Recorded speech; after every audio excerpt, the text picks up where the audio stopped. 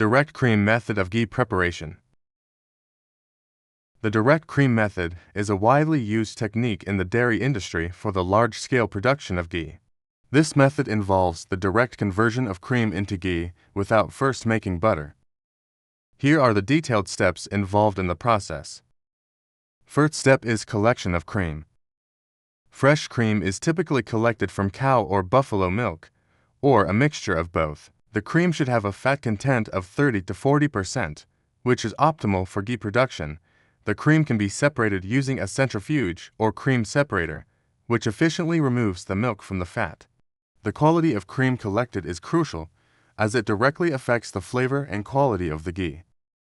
Next step is heating the cream. The cream is heated gradually in a large vessel or kettle to about 110 to 120 degrees Celsius. This temperature is critical, as it helps evaporate moisture while allowing fat to separate from the non-fat solids. The heating can be done using steam, direct fire, or electric heating. Depending on the setup of the dairy plant, continuous stirring is essential during heating to prevent burning of the milk solids and ensure even heat distribution. This step helps maintain the quality of ghee by preventing undesirable flavors caused by burnt solids. Next step is clarification.